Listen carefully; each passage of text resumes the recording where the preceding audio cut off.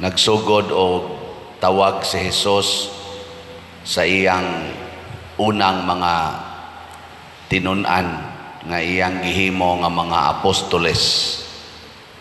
Kung atong tanawon ang nahitabo, ang iyang gitawag o iyang gisangunan sa iyang misyon, mao kadtong mga tao nga mihatag og unang lakang or mihimog unang lakang sa pagsunod kaniya. Kana bang murag na attracted niya. Pag ingon ni Juan sa iyang mga tinunan, mauna siya ang Mesiyas, ni nunot dayon sila. Murabag curious, na sila'y curiosity. Sige, lingiyay mong tupad, ing na curious ka nga musunod sa Ginoo. Interesado ba kang musunod sa Ginoo?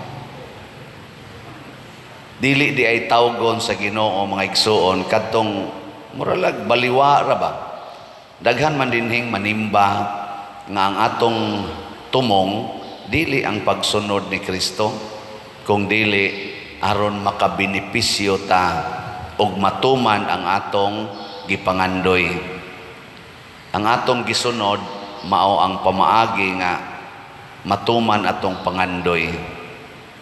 Sama aning mamaligi at tagslat nya moingon man tanong nga naagyoy grasyang moabot basta mo palit kag slat. Gani kaning atong slat karon kanang SBF dag San Vicente Ferrer's Daily Abundant Graces.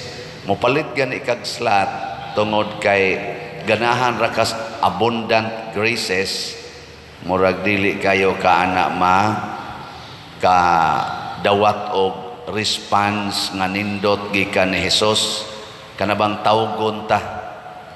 Pero nipalit kag slat tungod kay interested ka anang giingon ni Hesus nga ihatag ang tanan ngadtos mga kabos, kana murag matawag yun ka ana. Kaduhang lingi sa imong tupad ing na sa may gusto nimo mudaghan imong kwarta o mahurot. Ni gano. Kay kani manggong gitawag og business mentality, usahay mo imuhari sa atong pagsunod sa Ginoo, mao bitan nang mabiktima dayon ta na mga milagro.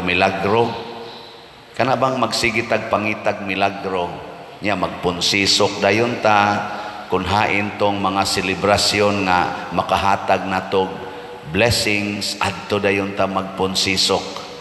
Sama anang mga noted kaayo nga mga activities, misa di Gallo, pananglitan. Di man ang ngilad nga magdapatag mga bangko kay mutambong nindot kay na siya. Pero atong i-purify nganong ni adto ta. Interesado ba ta nga mosunod sa kinabuhi sa mahal nga Birhen Maria, ni San Jose o ni Hesus sa iyang pagkatao? O nangandoy lang ta nga matuman atong gusto nga ato ning straight ang siyam kaadlaw misa di Gallo kay naagi ko'y gipangayo sa Ginoo. Karon nobina na sa Pista Senior, pabaha na sang tao ani pitidaghana. Pero atong pangutanon, pila ka kabuk diha sa muanha sa basilika nga mosimba, siging isas kamot kanamo maluoy kaunta kanimo nangilaba. Unya interesado nga mo sunod sa purity and love of Santo Niño. Kana bang kaputli og sa gugma sa batang Hesus. Pila ka kabuok, kana bang iniguli nimo sa inyo, din adjud ka magpakasala. Sige na lang kag higugma, sige na lang kag alagad nga maoy mensahe sa Santo Niño. Kita sa dinhi maghimo sa tas ato sang parish level nga pista ni Santo Niño. Ato pa nang i-arrange, no? Pero ang ato dinhi katapusang Sabado sa Enero karong buwana. So ato ning ihanay. Ginagmay ra sa ning ato pamasin nga motuhop nato ba ang gugma sa batang Hesus o ang gugma sa kaputli. Nya pila ka kabuk nato ang interested nga mopuyo sa kinabuhi ni Hesus. Ikisa ninyo din ang ganahan nga mopuyo sa kakabos. Sa kamot. Kanang pobre gid ba? Bantay mo. Nya din amo maningil sa utang. Di na mo maningil sa utang. Nya di na mo mangutang. Kay kanang interesadong mopuyo sa kinabuhing kakabos, din ana mangutang, nyag mausad na sila manghatag, di na sana maningil og bayad. Kay kakabos gud. Ug wa na sila kwarta, lipay ra kay nga naman kakabos. Nya mao ra ba ginay sentro, the core message of Jesus. Bulahan kamong mga kabos. Alaot kamong mga dato. O, di ba? Kanindot ana, pero daghan kay nato nga mamugos Dios Ginoo, Ginoo in town, Ginoo in town. Tagagi taon kong kwarta, makatrabaho ta ko, makasweldo unta ko, ma-promote unta ko, maka-abroad unta ko. Inana ba? Ang sabang gitumong nimo, aron ka maarang-arang, kinahanglan pagyud ka mo abroad para ka mahimong kabos, kinahanglan pagyud kang ma-promote aron mahimo kang kabos, kinahanglan pagyud kang makatrabaho aron mahimo kang kabos. Una-una ako na. Kinahanglan pagyud kang mo eskwela maayo, bisag wa mo'y kwarta, ari pa mo maghasol-hasol sa pari. Hasta mga requirements sa eskwelahan, hasta uniform, ari pa ninyo pangayoon. Unsa man na maog yun ay paagi aron ta makasunod sa kakabos ni Kristo? Ana ba? So, sa inyong paminaw, kining inyong pagpamalit og slat, makasunod mo sa kakabos ni Kristo o dili? Makasunod kay inyo namang gihatag sa simbahan. Nya kita sang nidawat dinhi, makasunod tas kakabos ni Kristo.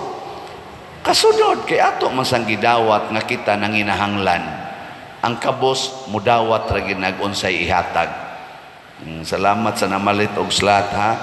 Ang atong SBF dag naabot na og 6,293 ang atong halin, naapay 53,707 ka-slots nga available. Ang atong pakpakan ang namalit niini. Salamat kayo.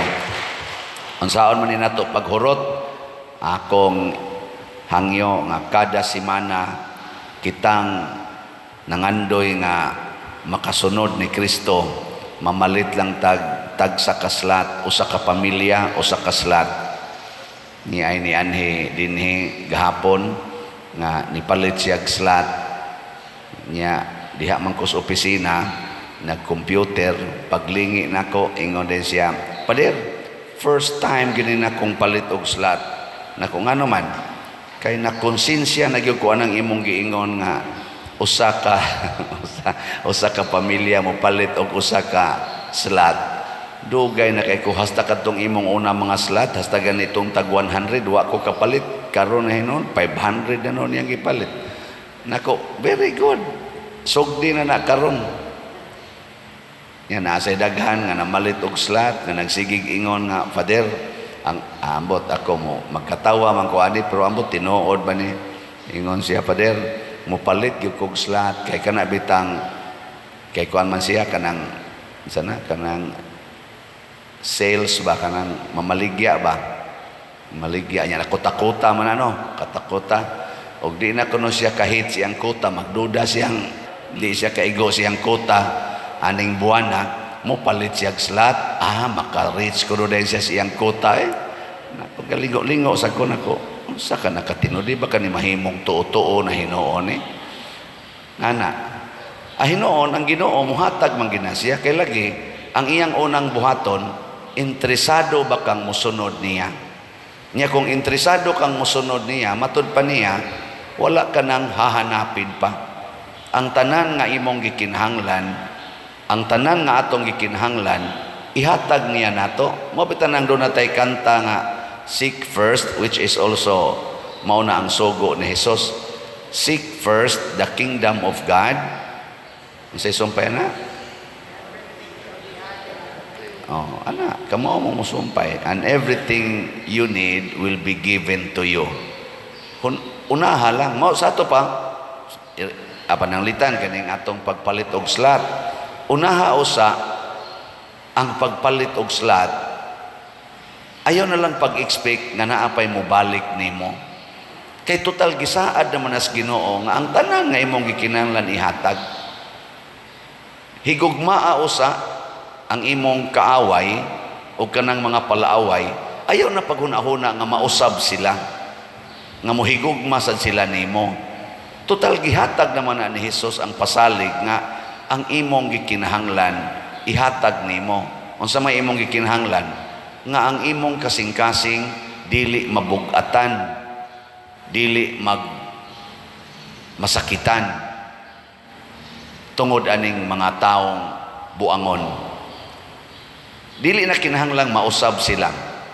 Unsa may mahitabo kung magsigi tag sunod sa pulong sa Ginoo nga ato siyang higugmaon, matod pa niya diri mahimo kang bato Pedro, malig-on ta.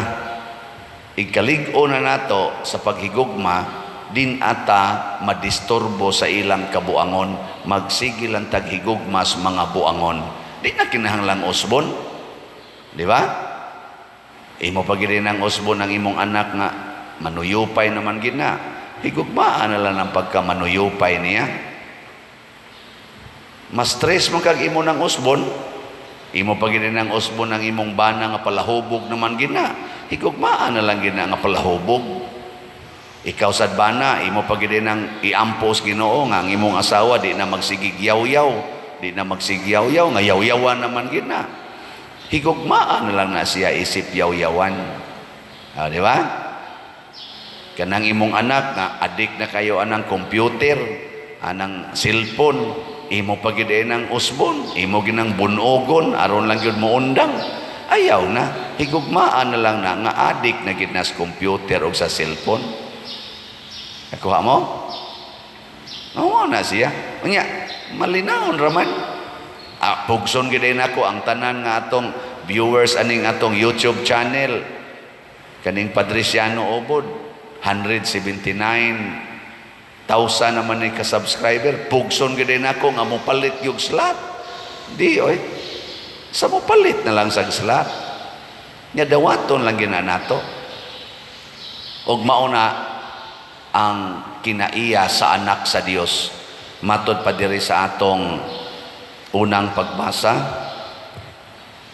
mga anak na kamo sa Dios, ug ang anak sa Dios mahimong matarong sama ni Kristo, dili na magpakasala. Ang sinugdanan gyud mga igsuon nga di ta kasala kun mahimo na gyud tang follower sa kinabuhi ni Kristo. Kana bang iyang gugmang way sukod, kana bang iyang pasaylo nga way limit, kanang iyang pagdawat nga way reklamo, anha ta mawad-an og sala.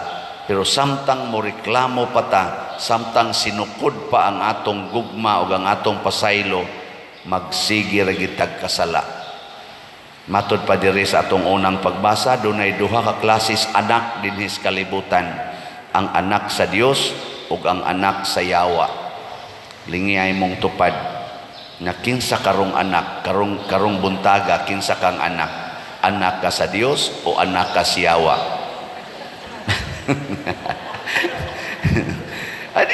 May mag-ako'y gasulti anang diam na diri na ang kalainan sa mga anak sa Dios o sa mga anak sa yawa mao kini: ang wala magbuhat sa matarong o wala mahigugma sa iyang isig katao, dili anak sa Dios. Kinsa na siyang anak?